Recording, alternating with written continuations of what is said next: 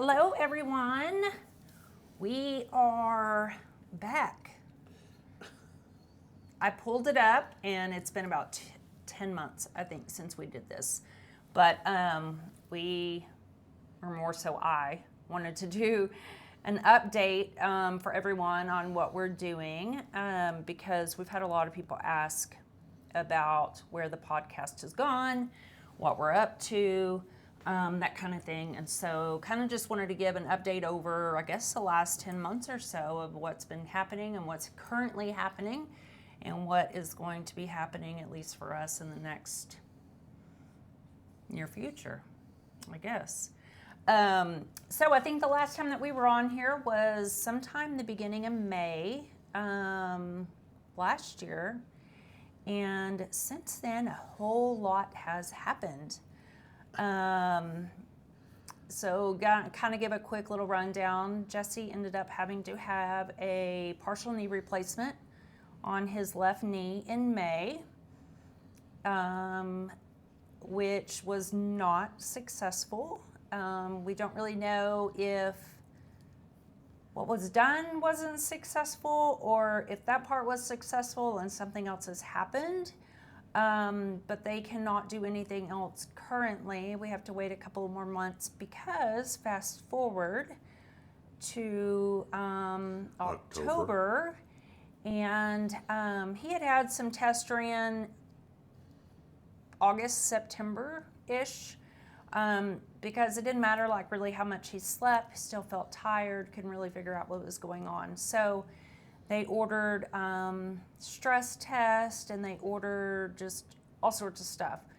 Well, the stress test came back that something was not quite right, but they didn't really know what it was. But in their eyes, they were not really scared about it because they didn't schedule anything for like 6 weeks. So he was scheduled to go in for an angiogram in October.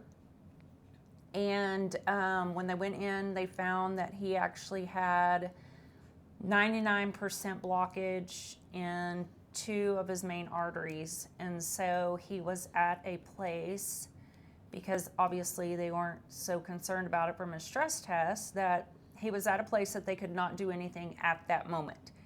So when I saw the doctor after he had done his test, he was very concerned and had this look on his face and told me that it was way worse than he had expected and that they were going to have to do something quickly. So within, I don't even know. Just under a week. Yeah, it was under a week. He was in the hospital. They went in and actually had to do stents. Everything went well. Everything went fine. But because of that and because of the medication that he's on, the soonest that he can do anything with his knee is 6 weeks after his surgery, after his heart surgery, and which puts 6 months. Or sorry, I'm not 6 weeks. Back up. 6 months. So what would put us at April, middle of April. And that's the soonest, but it could be up to 12 months. He's going to have a release from his heart doctor before he can do his knee, which talking to another doctor has figured out that they're going to go in and do a full knee replacement this time instead of just a partial, because we don't really know what else happened. So they think that I tore the meniscus on the good side of my bad knee. And apparently one doctor said that's a pretty quick, easy fix, but medication keeps me from doing any kind of an operation for at least 6 months, probably 12. So just limping around till then. Yeah. So anyway, so April would be the soonest. We actually see the heart doctor tomorrow, but don't really know anything with that. To about a week or so after he had his heart stuff, I was scheduled for back surgery. I had a partial laminectomy, which is my second back surgery and my third spine surgery. Everything went well, but they tried to do, I have a couple of different issues going on. They've tried to do the minimum amount that they possibly can, getting me the best amount of results. It did not work completely, but it could be because of the other issue that was going on. I had a couple of different herniations at a couple of different spots, and they only wanted to fix one because of my age, that kind of thing. So that's where we're at with that. Then you fast forward a couple of months, and we had started going to a church back in December of 23. If you have watched any of our podcasts or know anything about us, I was raised in church my entire life. Jesse was not, but became a Christian how many years ago? September of 21, the official date. So, 22. Yeah, 22. So, he became a Christian then. Jesse, I'll try to put this in as short as I can to kind of give some background. My short's not really ever short. Jesse's short leaves out every detail, so there's not really an in between.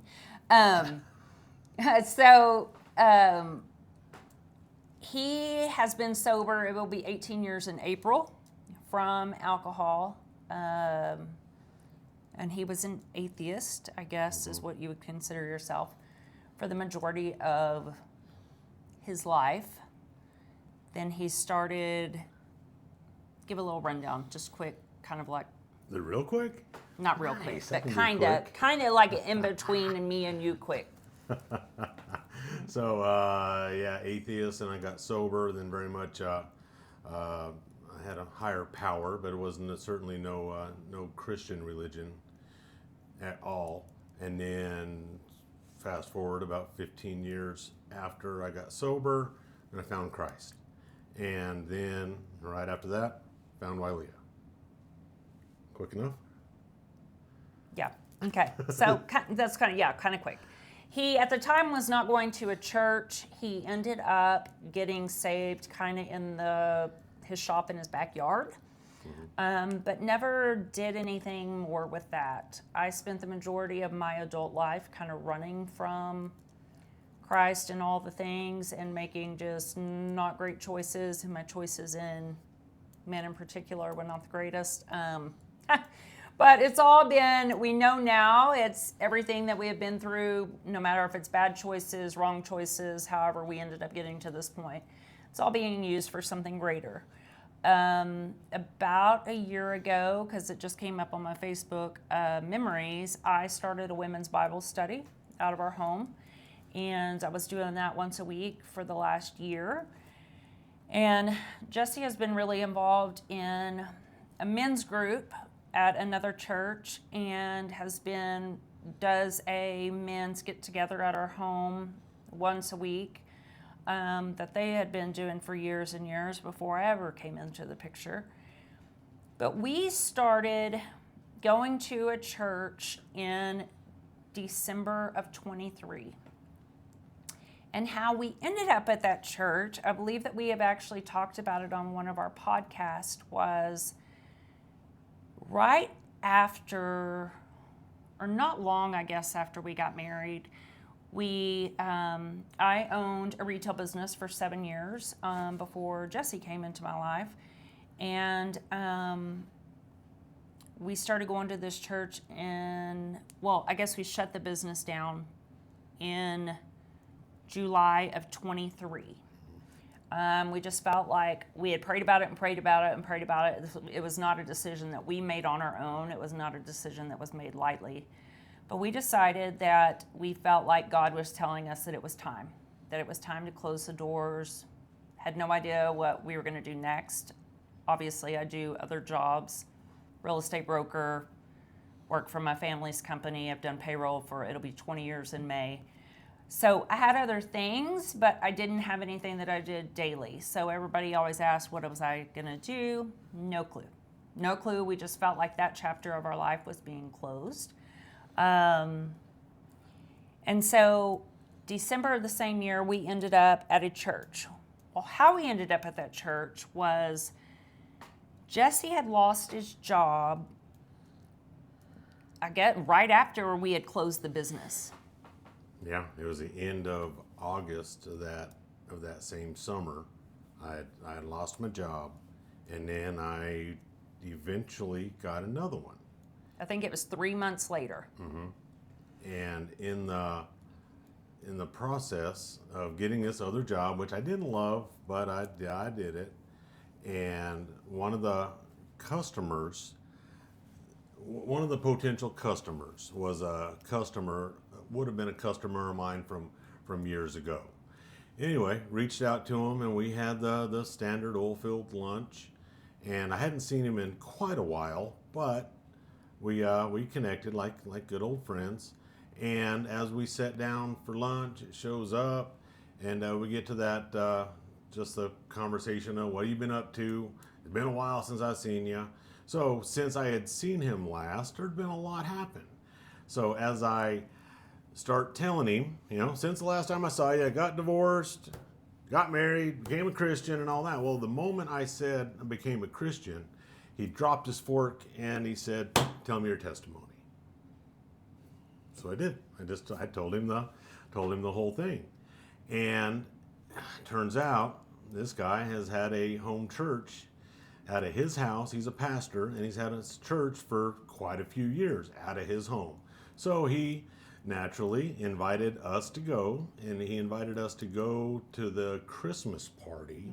It was our first introduction to New Beginnings, was at the Christmas party they had for second weekend in December of that year. And we got there, and it was home. It was absolutely home. We quickly became regulars at this church, and found a new home church for us, for sure, at the time. Yeah, and we look back over, and to go on with that work, right after that, after his lunch meeting, he was let go from that job. And in the midst of all of it, Jesse especially, I had income coming in and we were fine bill-wise, but I think it really hit Jesse and, being a man and being the provider and all these things of what was happening. Because in the midst of all of the alcoholism, in the midst of 15 years or so being sober, he had never lost a job like that. And if he did quit a job or leave a job, or there was always a job lined up. And this was something both times that was really unexpected. And at the time, looking at it, from the inside, it's like, what in the world is happening? Like, I became a Christian, now my whole world is falling apart, like everything is coming against us. Things were happening in our house. And it was like, what is happening? Like, it was so overwhelming. It's like all these things are just happening one right after the other. And he would just say, in the midst of all my alcoholism and me showing up to work, not so with it because of drinking. It's like I was still able to keep a job. And we didn't know. We didn't understand why, but it's like, just every day praying and fighting through it and like, okay, we're going to be okay. It's just we don't understand it. We don't understand the big picture of things. And 3 months later, he found another job, and it's the job that he's at now. But we just didn't know, like nothing made sense to us as humans. We're trying to walk out our life with Christ and trying to walk out our life to the best of our ability that we know how. I mean, I was raised in church my whole life, but I didn't have a relationship. Like, I did not have a relationship for myself. In the middle of all this, Jesse started reading his Bible, just like really getting in and reading and learning, and he became hungry, and he became hungry for all the things that God had for him. And you've read through the Bible completely, in this last year? 3 times since that initial meeting in December.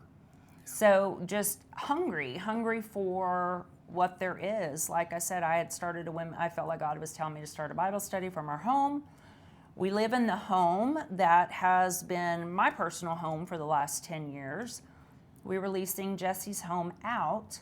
And we just felt like, okay, this is what we're supposed to be doing. Well, fast forward to December of this past year, so December of 24. We were having a conversation one night, and both of us came to the conclusion that we felt like God is calling us to something more. We don't know what that is. We have no idea. Our prayer every single night, and has been our prayer for a while, is, God, put us in the place that you need us to be. Give us the people that you need us to talk to. Give us the words to say. So I am fine one-on-one. I don't do big crowds. Jesse doesn't talk a lot at all, but he does okay in a group of people, and he doesn't have any fears in front of a group of people. But both of us just felt like, the Bible study for me was totally out of my comfort zone as far as like, okay, I don't even know what I'm doing. Yes, I was raised in church my whole life, but I don't even have a clue of what I'm talking about because, like I said, I never had a personal relationship for myself with God.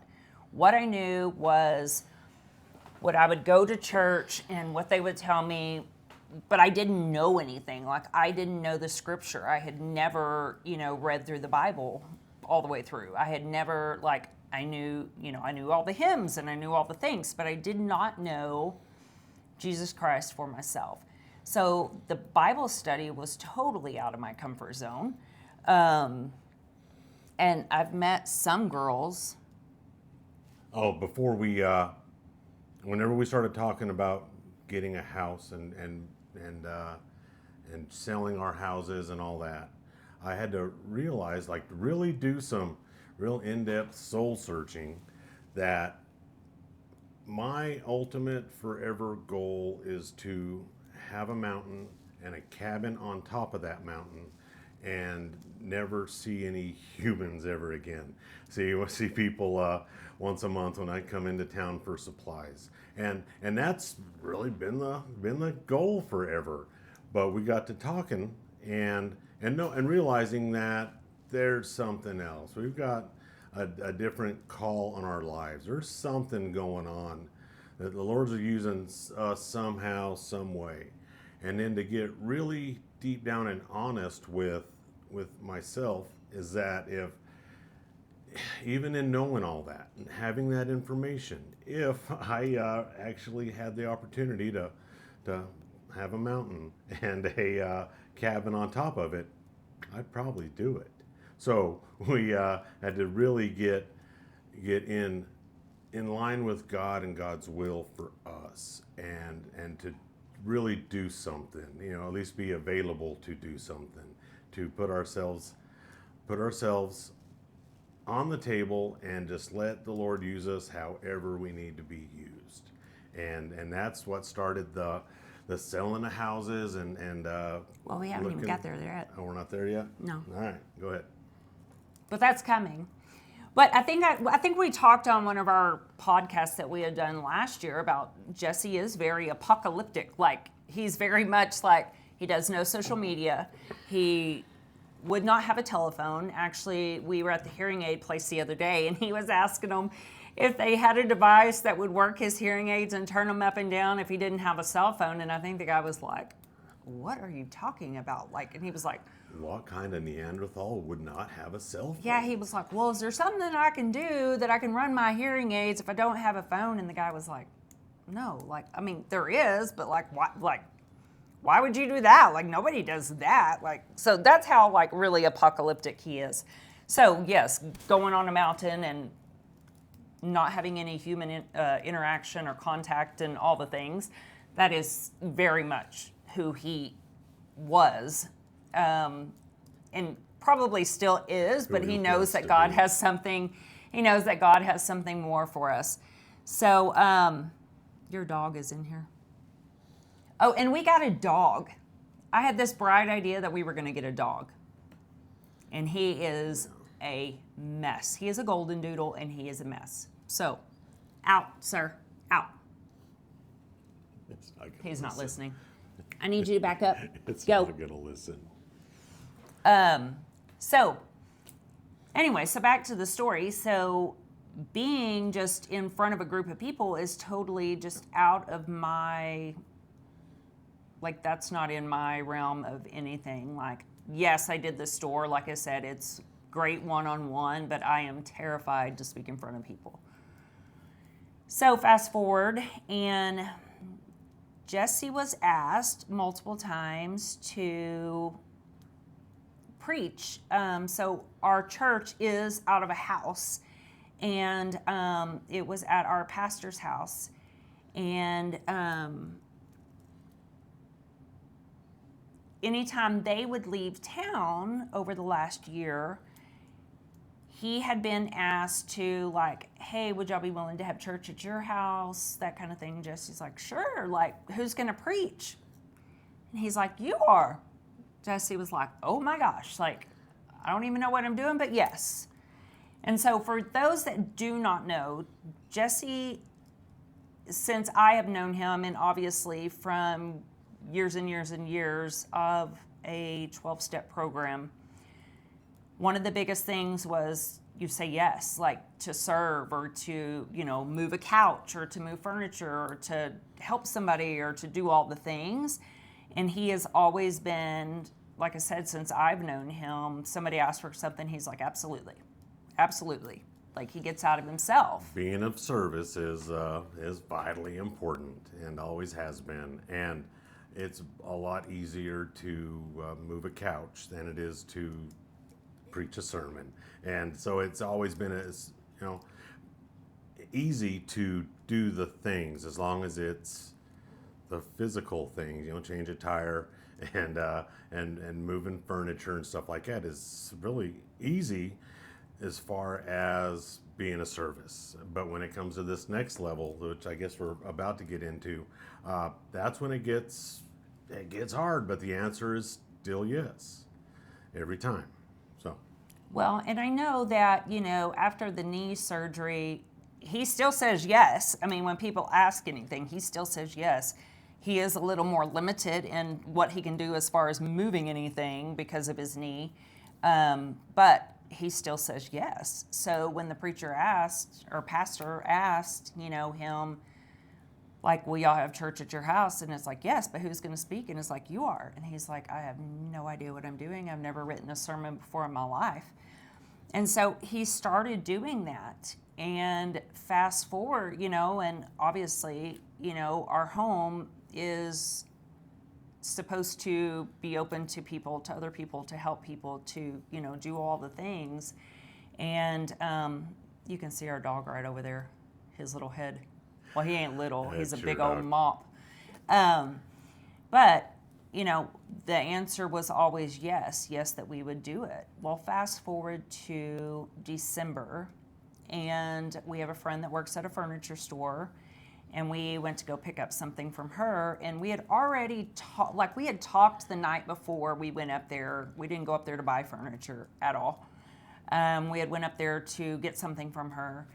But the night before that, we were in a conversation of, I really feel like God is calling us to something more. We don't know what that more is, but we feel like it's something more. We feel like it's something more than a men's group. And not that we're not going to be part of anything anymore. It's just more than what we were doing. So we felt like it was something more than men's group. We felt like it was something more than women's Bible study. We felt like it was something more than Celebrate Recovery. We feel like it's something more, but we don't know what it is. So in that talk, it was like, okay, well, we need to figure out better seating for our living room, because if we're going to, fit any more people in here, then it's going to have to be different seating. And that was kind of the conversation. Like, that was about it. So we go to the furniture store the next day, and we're there to pick up something, and obviously I look at this couch, and I'm like, I think this is a couch we need. And yeah. So I said, I think this couch we need. And he's like, we're buying a couch? I'm like, yeah, I think we are. So we got all the measurements, all that, left, came home, measured, and I think the next day I let my friend know what we needed, what we were going to order, all this kind of stuff. The very next day, okay, within 24 hours, Jesse went to go drop something off at our pastor's house, and go ahead. So I went to drop something off with Mike, and he explained to me how they're going to be retiring here soon, and he wants to hand the church off, and he wanted to hand the church off to me, and of course, little panic mode happens, and then it once again we say yes, and then We didn't just say yes. We didn't just say yes. So Jesse has a thing of pray about it, and wait 3 days. pray about it, So, wait 3 days. In the midst of that, we kicked it around, and we pretty much knew what the answer was going to be, but we still did it. Pray about it and wait 3 days. And for us to take over a church is an honor, is scary, is terrifying, and has been a wonderful thing for us. And the timing on it is the part where God really shows off. We talk about the couch thing, and then it happens the next day, and it's the part that it seemingly doesn't make sense, but whenever we're obedient to the Lord and just do it, our feelings, our thoughts, feelings, and beliefs are irrelevant, and whatever we're called to do, that's what we're going to do. And that's very much where we're at right now with this. Yeah, so we made the decision, and like I said, we currently live in the home that has been my home for 10 years. So we together have lived here for almost, what has it been? 3.5? Yeah. 3.5 years. And we had always talked before about selling mine and his houses and buying our house, but it was like not really in a rush to do anything. It was kind of like when it happens, it happens. We were leasing his to a friend. So it was like, yeah, when it happens, it happens. And then this happened, and we're like, oh my gosh, like our house is not set up for parking. Our house is not set up for, we've had 14 people in here, and it has been pretty close and pretty tight. So we've just, we've been praying about it and made the decision that we were going to sell both of our houses and try to buy one house, and that's where we are currently. Both of our homes are on the market in Midland, so if you're interested, reach out. But we've decided that, we are going to sell both of the houses and get one, but at this point, it's no longer about us and just us. It's about a church. It's about the location of the church and the people of the church. And I've had all sorts of questions because I've been posting our homes on Facebook. Are you moving out of town? No, we're not moving anywhere. Like, we're here. We're here for, at least for now, this is where God has us.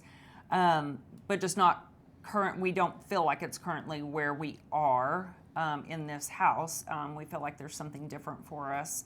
Because like I said, our parking is kind of weird and hard, and we live in a cul-de-sac, so it's a little difficult. But, God is doing all the things that it totally pushes us out of our comfort zone. We both talk, and, he's like, what does it feel like to be a pastor's wife? I'm like, I have no idea. Like, I did not even know that this was I had no idea that this was in my cards, and I know for a fact that he did not. What is it that you say when you got sober? Had you known? Yeah. I had back the atheist Jesse. If somebody would have told me this was going to happen, that I would be a pastor of a church, I'd have jumped in front of a bus. There's no way I would have done it. But luckily, a long, slow, painfully slow process of atheist to higher power to maybe Christian, and then boom, Christian, Jesus Christ. and now pastor of a church. There's no way I'd have seen this coming. No chance. But it's just proof that God's timing, He knows exactly what I needed when I needed it from the beginning. And it's very humbling to, especially for me to realize that guy that got the day before I got sober, to know that Jesus Christ had me back then. So to know that I'm out here drunk and proving that Jesus doesn't exist, He had me back then. He had me, He loved me then. So whatever's going on now, it's got to be easy. Of course He's got us now, but it's very, very humbling to realize that God's using us and all of our sin and all of our problems and all of our headaches that we've caused for tons of people, to know that all of that is being used for good. That all of that, when we put it in God's hands, will help somebody somewhere somehow. We don't know. We don't have to know, and we just have to do it.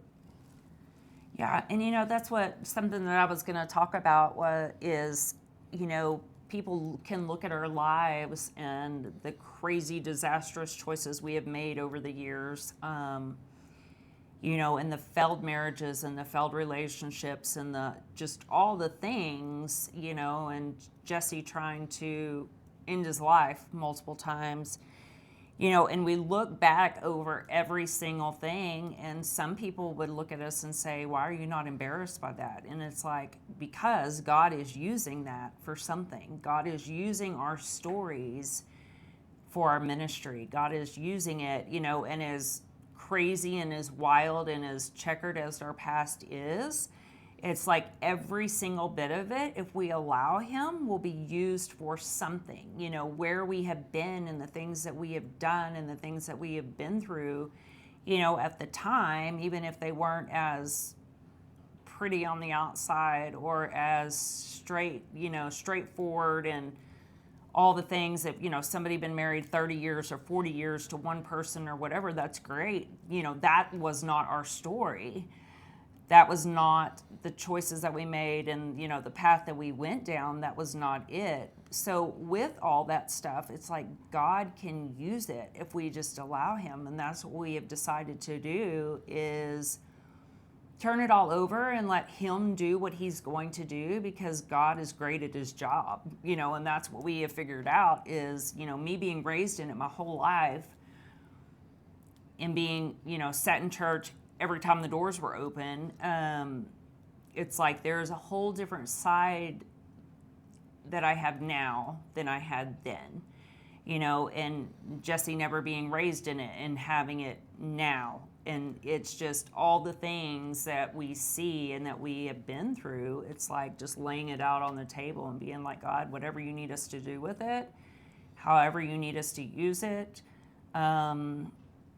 we're open, and like I said, it's not as pretty and as great as some people's lives as far as clean and, they didn't get it, or they got it together, I guess, a lot sooner than we did. But Yeah, they had boring lives. I guess, I don't know. We lead a very boring life now. That's what we talk about. We're like, man, we are so grateful for our boring life. Like, we love our boring life. No drama, boring, all the things. But it has not always been like that. It hasn't been this pretty picture, but it's like God has chosen us to do something, and because we're willing, He's using it all for a purpose. So what else do we got? That's it for the general overview of the whole thing. Anything else you want to say? I think so. That's it? I mean, I don't know. Oh, I don't know. You got anything else you want to say or add to it? No, that's it. We're on this journey. We're on this path, and it's beautiful and wonderful and confusing. So just know that whatever you see us doing, it's hopefully going to be led by the Lord. That whatever we've got going on is done prayerfully. Whether it's well, everything with the church absolutely is done prayerfully. Most things with this dog probably not, but other than that, everything is done prayerfully with with God in mind, with Jesus Christ as our leader, as our everything, and it's just a beautiful ride. It's confusing at times, but not for him, not for him, not at all. So knowing that this house situation will be fine. It's going to be a great story whenever we get to give all the details on it. It's going to be amazing. And other than that, I think that's about all I got. Yeah, so we wanted to give this update because hopefully starting this Sunday, we will be recording the sermons and uploading them. We have family that does not live here that has been asking to hear Jesse speak. If you are local and you are looking for a place, we would love to have you. Obviously, we're not big enough to have a kids church at this point. It's not out of the question at some point, someday. But if you are looking for a place, we would love to have you. We meet on Sunday mornings, every Sunday, and it is laid back and come as you are. There is no judgment here. Our lives, like I said, have been a crazy roller coaster, wild ride. I mean, there is no pointing fingers from us. I know that our congregation that we have is a group of amazing people that would love to love on you if you are looking for a place, but we will be uploading the sermons to our YouTube channel. And I'm hoping to, at some point, have an Instagram and a Facebook just so people can follow along. We are in the process right now. The way it was set up was a little bit different than how we are having it set up. So an attorney at this moment is actually drawing up all of our paperwork. So it actually will be set up right and how it's all supposed to be done. And that was not done just from us either. That was a prayerful thing all the way through. So we are trying very much to lead our life according to God's purpose for us and God's will for our lives, and not based on what we want, because obviously the choices that we made in the past weren't so great. So that is it, I think, unless you have something else. No, I think that's it. But we hope to see y'all soon. It won't be another 10 months because, like I said, it may be sermons for a while, and we'll just keep everybody updated on what the next step is. But if you are interested in joining us, please reach out through, I think you can email through here, actually, through the YouTube channel, or reach out on my Instagram, my Facebook, until I can get something lined up for the church. But if you have any other questions, let us know. Thanks for joining us. Bye. Thanks.